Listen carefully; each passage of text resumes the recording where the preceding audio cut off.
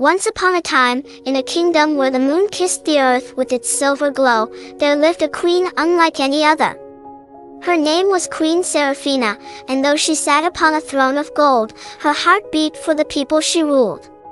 But her ways were mysterious, and her secrets were as deep as the forest that bordered her kingdom.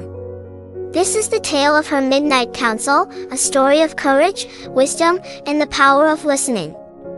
Queen Seraphina was beloved by her people, though few truly knew her. By day, she ruled with grace and fairness, her crown glinting like the sun. But by night, she would slip away from the palace, her velvet cloak blending with the shadows. No one knew where she went, and the court buzzed with whispers. Some said she was meeting with witches, others believed she was consulting the stars, and a few even claimed she was a phantom who vanished at midnight. The truth, however, was far more extraordinary. Every night, Queen Seraphina would venture into the heart of the forest, where a small, hidden clearing awaited her. There, under the watchful eyes of the moon, she would meet with ordinary people, farmers, bakers, weavers, and even children. They came from every corner of the kingdom, carrying their troubles, dreams, and ideas. This was her Midnight Council, a secret gathering where the queen listened to the voices of her people, unfiltered and true. The council was no ordinary meeting. The clearing was enchanted, lit by fireflies that danced like tiny stars. A circle of ancient stones marked the gathering place, and at its center stood a simple wooden stool where the queen sat. She wore no crown, no jewels, just a plain dress and a warm smile. Around her, the people sat on mossy logs or the soft forest floor, their faces glowing with hope. One by one, they would speak. A farmer might share his struggles with drought, a mother might plead for better schools, and a young girl might suggest a festival to celebrate the harvest. The queen listened intently, her eyes kind and her heart open. She took notes on parchment, her quill scratching softly in the night. Sometimes, she would ask questions, her voice gentle and encouraging. Other times, she would simply nod, her presence alone enough to make the speaker feel heard. By dawn, the queen would return to the palace, her mind brimming with ideas. She would use what she learned to shape her policies, always ensuring that her people's voices were at the heart of her rule. The kingdom flourished, though no one knew the true source of the queen's wisdom. But secrets, no matter how well kept, have a way of unraveling. One fateful night, a young nobleman named Lord Cedric followed the queen into the forest. He had long been suspicious of her nightly disappearances, and his curiosity got the better of him. Hidden behind a tree, he watched in astonishment as the queen sat among commoners, listening to their tales. Lord Cedric was outraged. How could the queen, a figure of such dignity, lower herself to consort with peasants? He stormed back to the palace, his mind racing with plans to expose her. The next morning, he stood before the royal court, his voice booming as he revealed the queen's secret. Our queen, he declared, spends her nights in the forest, cavorting with common folk. She has betrayed her station and brought shame upon the crown. The court erupted in gasps and murmurs. The queen, however, remained calm. She rose from her throne, her gaze steady as she addressed the room. It is true, she said. Every night, I meet with the people of this kingdom. I listen to their struggles, their dreams, and their ideas. For how can I rule wisely if I do not understand the hearts of those I serve? The room fell silent. The queen's words hung in the air, heavy with truth.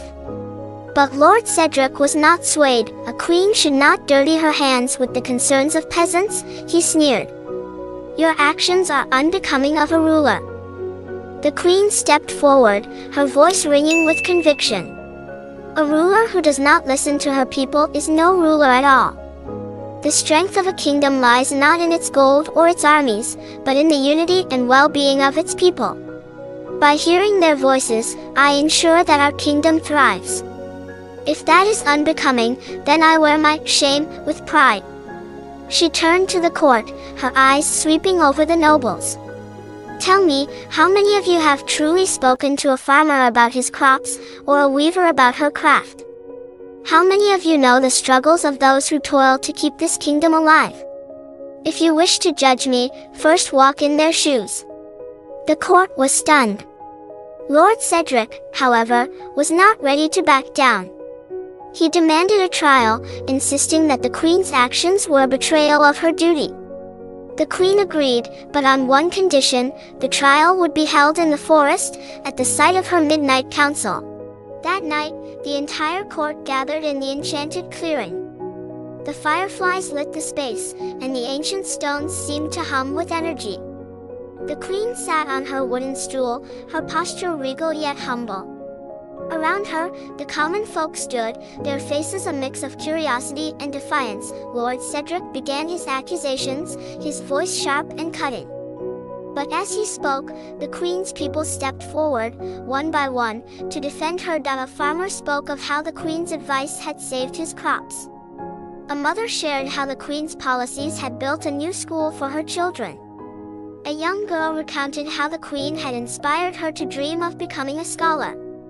Each story was a thread, weaving a tapestry of the queen's love and dedication. By the end of the night, even Lord Cedric was silent.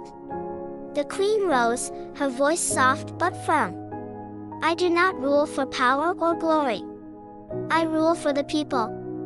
And if that is a crime, then let history judge me." The court erupted in applause. Lord Cedric, humbled, bowed his head. "Your Majesty," he said, "I was wrong. Your way of ruling is not a betrayal, it is a gift." From that day on, the Queen's Midnight Council was no longer a secret. It became a symbol of her reign, a testament to her belief that a ruler's true strength lies in listening to her people. The kingdom flourished like never before, its people united by the knowledge that their voices mattered, and so, Queen Seraphina ruled for many years, her wisdom and compassion guiding her kingdom through times of peace and hardship. When she finally passed, her legacy lived on in the hearts of her people, who told her story for generations to come. And so, dear reader, the tale of Queen Seraphina and her Midnight Council comes to a close.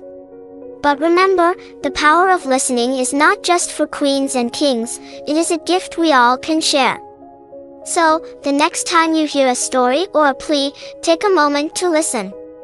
You never know how your kindness might change a life. If you enjoyed this story, don't forget to subscribe, like, share, and comment below. Let us know what you think of Queen Seraphina's unconventional way of ruling. Until next time, may your heart be as wise as hers, and your nights as magical as the Midnight Council. Crescent Moon Sparkles.